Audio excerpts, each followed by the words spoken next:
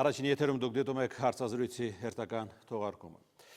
Ցորենի ալյուրի հարստացման մասին օրենքի նախագիծը թեև ազգային ժողովում պաշտոնական շրջանառության մեջ է դրվել, բայց շարունակում է գտնվել բանավեճի տիրույթում, որտեղ դեմ եւ կողմ կարծիքների պակաս առայժմ չի զգացվում։ Այսօր մենք կլսենք ոչ հայաստանյան տեսակետ։ Ռուսաստանի սննդի գիտահետազոտական ինստիտուտի տնօրեն ակադեմիկոս պրոֆեսոր Վիկտոր Թութելյան, բարև ձեզ։ Բարև ձեզ։ И академик Национальной академии наук Армении. Շատ լավ։ Միանգամից մոտենանք խնդրին։ Ինչպես է լուծել այս խնդիրը Ռուսաստանը։ Он давно, в 1947 году, этот вопрос был решен для Советского Союза, то есть для России и для Армении. Խորհրդային միությունը, այսինքն Ռուսաստանն ու Հայաստանը, այդ հարցը լուծել է վաղուց 1947 թվականին։ Այդ տարում Խորհրդային միությունում բարձր կարգի ողջ ալյուրն սկսեց հարստացվել B խմբի վիտամիններով, ֆոլաթթվով եւ երկաթով։ Խոսքը ողջ ալյուրի մասին է, եւ այլ ալյուր մենք չունեինք։ Մինչև 1991 թվականը սննդում մենք միայն նմանատիպ ալյուր էինք գործածում։ Ուրեմն մենք հարստացված ալյուրի օգտագործման միանման փորձ ունենք։ Այն մեզ առողջություն, լրացուցիչ ադապտացիոն ներուժ եւ շրջակա միջավայրի անցանկալի գործոններից պաշտպանվածություն էր տալիս՝ ֆիզիկական, քիմիական եւ կենսաբանական, մանրեներ, վարակներ եւ այլն։ Այն ժամանակ դեռևս միկրոտարերի պակասորդ չկար, մեզ մոտ ամենուր տարածված էր ֆիզիկական աշխատանքը, չկային մեքենաներ, վերելակներ, տաք ջուր։ Մենք այդ ամենն անելով էներգիա էինք ծախսում եւ ուրեմն ավելի շատ էինք ուտում։ Այդ պատճառով միկրոտարերը, ինչը մեզ անհրաժեշտ է, վիտամիններ, հանքանյութեր, կենսաբանորեն ակտիվ միացություններ, մենք ստանում ենք բավական մեծ 3200-ից 3500 կիլոկալորիա սննդաչափում։ Բայց երբ քաղաքակրթական զարգացում ապրեցինք, սկսեցինք քիչ շարժվել եւ վերջին 30 տարում կորցրինք մոտ 1500 կիլոկալորիա էներգածախս։ Այժմ էներգածախսի 60-ից 70%-ը հիմնական փոխանակությունն է, երբ մենք բացարձակ հանգիստ վիճակում անկողնում միայնակ պառկած ենք։ Դա հենց այն է, ինչը ծախսում ենք մեր կենսագործունեության վրա։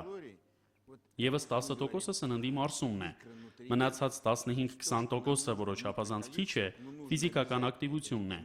Այս սննդաչափում լավագույն մթերքի մեջ էլ վիտամինների, միկրոտարերի պակաս կլինի 25-ից մինչև 50%-ով։ Մենք բոլորս բնության հետ դիմակայության մեջ գտնվելով երկընտրանքի առջև ենք, քիչ ուտել, համաձայն էներգածախսի, կանայք 1700-ից 1800 կիլոկալորիա, տղամարդիկ 2000-ից 2100, բայց կա պակաս, պետք է շատ ուտել միկրոտարերի պակասը լրացնելու համար։ Դա Ամերիկայի, Եվրոպայի, բոլոր զարգացած երկրների խնդիրն է։ Այդ խնդիրը թմկահարում են Առողջապահության համաշխարհային կազմակերպությունը, ՄԱԿ-ը։ Անցած տարվա դեկտեմբերին Հռոմում անցկացվեց երկրորդ պարենային համաժողովը։ Այն արձանագրեց, որ 1992-ի առաջին համաժողովից ի վեր աշխարհում զգալիորեն չեզոքացվել է սովը, եւ այժմ քաղցած կամ թերսնված է 880 միլիոն մարդ։ Ликвидировано в значительной степени голодание в мире глобально. И сейчас голодают или недоедают всего 880 миллионов. Պրոֆեսոր ներողություն, դուք էլի չասեցիք Ռուսաստանը այս տարիներին ինչու չգնաց այդ քայլին եւ չի հարստացնում ցորենի ալյուրը 91 թվականից հետո։ Да потому что роль государства, если тогда было достаточно постановления ЦК КПСС и Совмина, это было достаточно для Քանի որ եթե այն ժամանակ բավական էին խորհրդային միության կոմկուսի կենտկոմի եւ նախարարների խորհրդի հրամանագրերը, որ մարտիկ ենթարկվեին եւ հարստացնեին ողջ ալյուրը, գործարաններն ու ալրաղացները պետական էին, դրանց մասնավորեցվելուց հետո չես կարող որևէ հրաման տալ։ Այն արդեն մասնավոր է։ Նոր ժամանակներում առաջ եկան նոր խնդիրներ։ 1998-ին մենք մշակեցինք, իսկ 2000-ին ընդունեցինք առողջ սննդի ոլորտում պետական քաղաքականության հայեցակարգ։ Նախագահ Պուտինը 2012 թվականի մայիսի 7-ին առաջինը հրամանագիր ստորագրեց առողջ սննդի մշակույթի եւ մինչեւ 2020 թվականը Ռուսաստանի Դաշնության բնակչության առողջ սննդի ոլորտում պետական քաղաքականության հիմքերի իրականացման մասին։ Մեկ ամիս անց կառավարությունը հաստատեց այդ ծրագիրը եւ դրա կետերից մեկը վիտամինացման վերականգնումն է։ Через месяц правительство утвердило эту программу, и там одним из пунктов возрождения снова Вот витаминизация. Լավ, պրոֆեսոր, Ռուսաստանը թողնենք։ Ձեզ էլ է հայտնի, որ կան շատ երկրներ, որոնք ալյուրի հարստացման մեջ ուրիշ ռիսկեր են տեսնում։ Եվ հրաժարվում են հարստացումից։ Հիմա բացատրեք սա։ Страны нет, есть отдельные работы Но оценка международная на самом высоком уровне. Ոչ թե երկրներ, այլ առանձին աշխատանքներ կան, բայց միջազգային փորձագիտական գնահատականն ամենաբարձր մակարդակում փաստում է, որ հարստացումը հատկապես ֆոլաթթվի պակասի կանխման լավագույն տարբերակն է։ Հղիության առաջին օրերին, երբ կինը դեռևս տեղյակ չի այդ մասին, հարված է ստանում պտղին եւ արդյունքում պտուղը կամ տհաս է, կամ մեռնում է, կամ թեժքաշ է եւ այլն։ Սա չափազանց կարևոր խնդիր է։ Այլ խմբերի վիտամինների կամ երկաթի պակասը կյանքի առաջին ամիսներին կանանց շրջանում նույնպես հնարավոր է կանխել։ Ինչ է երկաթի պակասը, սակավարյունություն, ինչն իմունային դեֆիցիտ է, երբ բոլոր վարակիչ հիվանդությունները հետապնդում են երեխային։ Նա թույլ է, անառողջ, հիվանդ, երբեմն անգամ մահացու ելք է հնարավոր։ Աշխարհի 83 երկիր վիտամինացնում է ալյուրը որպես զանգվածային սպառման ապրանք, երաշխավորելով իրենց ողջ ժողովրդին, այդ թվում անապահովներին, որ պետք չի այդ հարցի շուրջ մտածել։ Պետությունն արդեն հոգ է տարել։ Առողջապահության նախարարության եւ բժշկագիտության երաշխիքն էլ կա, որ դա բացարձակ անվտանգ է մարդու եւ նրա սերունդների համար։ Երաշխավորված է, որ կլինի 100%-անոց դրական էֆեկտ։ И гарантировано, что 100% положительный эффект будет. Вот Հասկանալի, պրոֆեսոր, եթե ձեր նշած գործոնները օգնում են հղի կանանց, այսինքն սակավարյունության դեմ են, ապա ինչու ամբողջ ալյուրը հարստացնել, բոլորի համար հարստացնել, այս է խնդիրը։ потому что у всего населения страны дефицит, я сказал, микронутриентов. Вот когда мы дружили с Америкой, Քանի որ երկրի ողջ բնակչությունը միկրոտարերի պակաս ունի։ Երբ մենք Ամերիկայի հետ բարեկամություն ենք անում, հատուկ ծրագիր ունենք Չեռնոմիրդին գոր, եւ գլխավոր ուղղություններից էր Միացյալ Նահանգներում եւ Ռուսաստանի Դաշնությունում միկրոտարերի պակասի չեզոքացումը։ Պատասխանատուները երկրների առողջապահության նախարարներն էին։ Խնդիրն ընդհանուր է։ Վիտամինացմամբ այժմ զբաղվում են բոլոր երկրները։ Այստեղ ես առաջին անգամ լսեցի դեմ կարծիքներ։ Ես շատ երկրներում եմ եղել եւ Ռուսաստանում էլ ոչ ոք չի ընդդիմանում դրան։ Բոլորը հասկանում են, դու պակաս ունես, պետք է կամ հաբ ընդունես, որը պետք է գնել, ինչը միշտ չէ, որ ցանկալի է եւ կապված է դեղորայքի հետ, կամ ընդունես սննդի հետ միասին, ինչը բնական է։ Ամերիկայում օրինակ սիրում են վիտամինի բարձր դոզաներ։ Հյութի ցանկացած բաժակ 1 կամ գոնե կես օրվա վիտամինների չափաբաժին է։ любой стакан любого сока выпитый, это суточное или полусуточное целое комплекса витаминов. Բայց ոչ բոլորին են անհրաժեշտ ձեր նշած վիտամինները, մասնավորաբար երկաթը եւ ֆոլաթթուն։ Всем. В дозе физиологической потребности всем. Мы недополучаем. Բոլորին, ֆիզիոլոգիական պահանջմունքի իմաստով բոլորին։ Ինչն է անվտանգության երաշխիքը։ Գլխատեք ինձ։ Ես գիտեմ, որ ողջ բնակչությունը վիտամինների պակաս ունի։ Ինչպես այն չեզոքացնել։ Կա 3 ուղի։ Как его ликвидировать? Это 3 пути. Это подстегнуть природу, сделать, Բայց կան մարդիկ, որոնք дրա կարիքը չեն զգում։ ну, например, железо для больных там, гемохроматозом. Ну, а диабет? Ты же знаешь, что тебе нельзя сахар. Օրինակ երկաթ չի կարելի հեմոքրոմատոզով հիվանդ մարդկանց։ Դիաբետով հիվանդ մարդիկ էլ գիտեն, իրենց շաքար չի կարելի։ Այս դեպքում էլ պետք է գրել վիտամիններով հարստացված մթերք։ Դու կարդում եւ ընտրում ես։ Եթե գրագետ եւ կրթված ես, իսկ ես միշտ համոզված եմ եղել, որ հայ ժողովուրդն ամենակրթված մշակութային ազգերից մեկն է, եւ հանկարծ բախվում եմ խավարամտության։ Այսօր ես ելույթ էի ունենում Գիտությունների ակադեմիայում, այնտեղ մարդիկ կային, որոնք կարծես այն աշխարհից էին։ Հենց այնպես ասում էին՝ միգուցե դա վտանգավոր է։ Ես, որ դրա համար պատասխանատու եմ, բոլոր երկրների բժշկական հանրույթները, առողջապահության համաշխարհային կազմակերպությունը, ՄԱԿ-ը, վերլուծության հիման վրա փաստում են, որ դա անվտանգ է, ավելին միակ ուղին է։ Որոնք են 21-րդ դարի սննդի արդյունաբերության մարտահրավերներն ու դրան ներկայացվող պահանջները։ Ճարպակալումն ու միկրոտարերի պակասը։ Այդպես է ստացվել։ Մենք դիմակայության մեջ ենք հայտնվել բնության հետ։ Վերացրեք աղը, շաքարը, հագեցած ճարպերը, խոլեստերինը, ճարպաթթուների տրանսիզոմերները, ավելացրեք վիտամիններ, հանքանյութեր, միկրոտարեր, այսպես կոչված ֆիտոտարեր։ Սա է միտումը։ Այն արձանագրված է ամենուր ՄԱԿ-ի գլխավոր վեհաժողովի քաղաքական հռչակագրում, Մոսկվայի առողջապահական նախարարական համաժողովի փաստաթղթերում։ Դրանք մեր ռուսաստանյան ծրագրերում են եւ մենք գնում ենք այդ ուղով։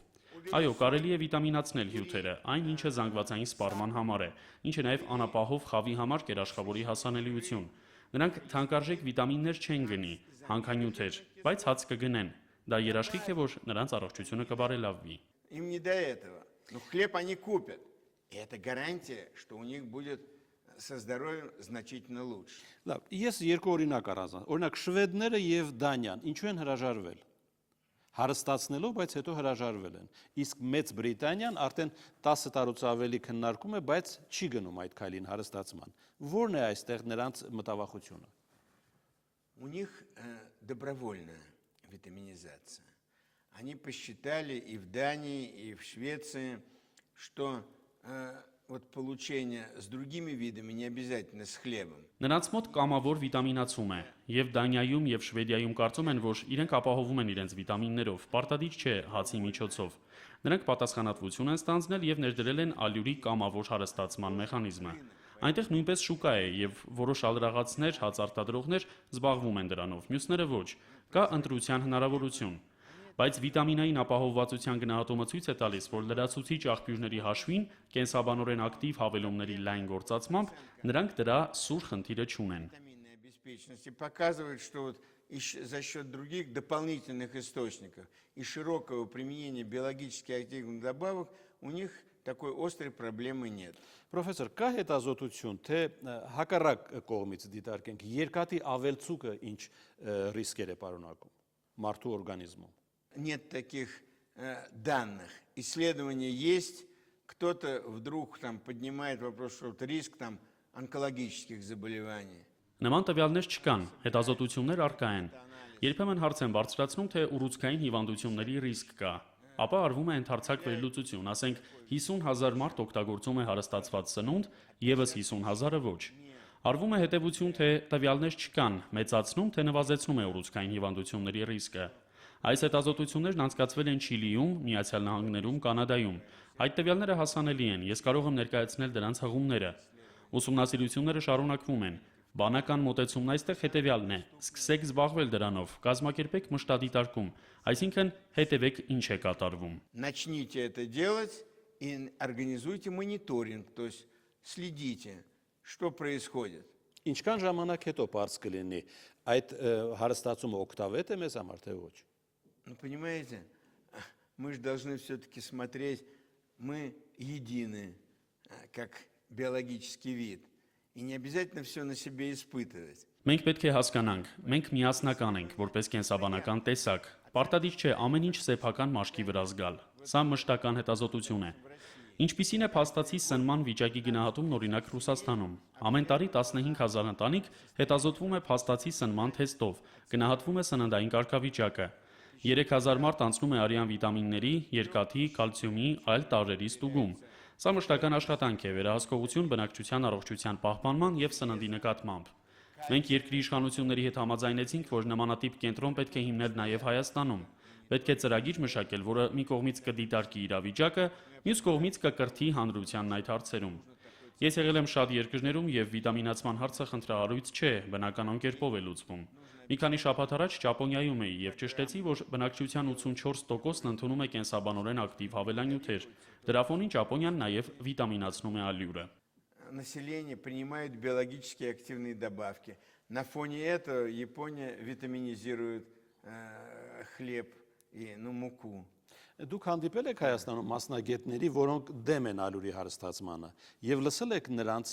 կարծիքը։ Здесь, да, за рубежом нет, там нет таких противников. Все понимают, видят, что вот этот дефицит. Այստեղ այո, արտասահմանում ոչ, այնտեղ չկան դրա անդիմախոսները։ Բոլորը հասկանում են, որ այդ պակասը պայմանավորված է մեր կյանքով եւ անխուսափելի է։ Ամեն դեպքում բոլորն էլ վիտամիններ ընդունում են այս կամ այն տեսքով, այդ թվում հարստացմամբ։ Գերդոզավորում չկա եւ չի կարող լինել, քանի որ ջրալուծվող բոլոր վիտամինները հեշտորեն ներծծվում են։ Անկամ մեզի գույնին ուշադրություն դարձնելով կարելի է հասկանալ, որ երիկամներն արտազատել են բոլոր այդ նյութերը։ Ավելի կոշտ են պահանջները ճարպալուծվող վիտամինների հարստացման նկատմամբ։ Ամեն դեպքում օրինակ կաթնամթերքում D վիտամինի չափաբաժինը կամ E վիտամինն այլ մթերքում խստորեն վերահսկելի են եւ չափազանց հեռու են վտանգավորի նիշից։ Սա ամենաարդյունավետ բնավել ոչ էժան միջոցն է առողջության բարելավման եւ ադապտացիոն ներուժի բարձրացման համար։ Ցանկացած հանրույթում անգամ ամենաապահովված մարդիկ, եթե չեն գործածում վիտամինների լրացուցիչ աղբյուրներ, կունենան դրանց պակաս, նվազում։ Կա նոր բառեզր, անբավարար ադապտացում։ Ադապտացիոն ներուժը, որը մեր մեջ արմատավորված պաշտպանական հզոր մեխանիզմ է, հակաօքսիդանտներն են, օտարածին տաժերի դեմ պայքարը, նյութափոխանակությունը, իմունային համակարգը։ Այն մեր սննդից լրացուցիչ պահեստարանների կարիք ունի։ Դրանք հակաօքսիդանտներն են սելենը, A, C վիտամինները։ Из нашего питания. Это антиоксидантные. Селен, витамин А, витамин С. Դուք ամեն դեպքում որպես մասնագետ եք խոսում, բայց Հայաստանում մի հետաքրքիր միտք էլ հնչեց, որ հացի հետ առավել եւս, այսինքն Աստծո գործերին պետք չի խառնվել, եւ մենք այսօր խառնվում ենք։ Здесь хитрость. Почему мы, и в Армении тоже, влезли в божеские дела давно-давно? Այստեղ խորամանկություն կա։ Մենք Աստծո գործերին միջամտել ենք շատ վաղուց, երբ սկսեցինք բարձր կարգի ալյուր արտադրել։ Եթե չենք ուզում աստվածային գործերին խառնվել, եկեք անարատ հացահատիկից ալյուր ստանանք։ Կստացվի մուգ, թեփ պարունակող հացամթերք։ Խանութում, ռեստորանում, տանը բնական հաց չեք գտնի, կամ միայն բարձր կարգի ալյուրից ստացված մեր սիրելի սպիտակ հացը։ Ամերիկայում ապրող մեր հայրենակիցներին լավագույն նվերը սև հացն էր, որը նրանք մանր կտրատում էին հաճույքը երկարաձգելու համար։ 15 տարի առաջ Ամերիկայում սև հաց կգտնեիր որքան ուզես։ Ֆրանսիայում միայն մի տեսակի հաց կար, հիմա ինչ ասես։ Ռուսաստանում եւս կան, բայց թանկ են։ Սև հացը մինչև 500 ռուբլի է, իսկ սպիտակ բատոնը 40-ից 50 ռուբլի։ Բայց ես այստեղ անարատ հացահատիկից ալյուր չեմ տեսել։ Երբ լսեցի այս աղմուկի մասին, ստուգեցի այդ փաստը։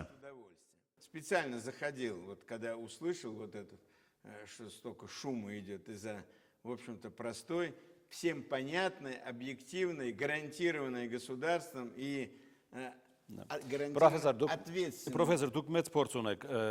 ալյուրի հարստացումը, ավարտում ենք արդեն, շատ կարճ խնդրում եմ, ալյուրի հարստացումը կբերի հացի թանկացման։ Я думаю, что, естественно, надо добавить, надо делать дозаторы, менять чуть-чуть технологию. Պետք է հարստացնել, պետք է փոքր-ինչ փոխել տեխնոլոգիան, կիրառել դոզատորներ, բայց դա, որքանով հասկացա, պետությունն է անելու։ Այն ծրագրում է գործ ունենալ միայն այն գործարանների եւ ալրաղացների հետ, որոնք առնվազն 30 տոննայի պաշար ունեն։ Փոքր փռերն ազատ են, ընտրության հնարավորություն ունեն։ Պետությունը վերցնում է միայն կարևոր ձեռնարկությունների բեռը, պատրաստ է անգամ դոտացիա տալու, որ յուրաքանչյուրին դա հասանելի լինի։ Կեսից 1 տարի անց բնակչության առողջական ցուցանիշները կբարելավվեն։ И это гарантия, что уже через полгода-год уровень здоровья повысится. Շնորհակալություն մեր հրավերը ընդունելու համար։ Այսպեսին էր հարցազրույցի այս թողարկումը։ Մենք լսում ենք Ռուսաստանի սննդի գիտահետազոտական ինստիտուտի տնօրեն ակադեմիկոս Վիկտոր Թուտելյանին։ Հաջողություն։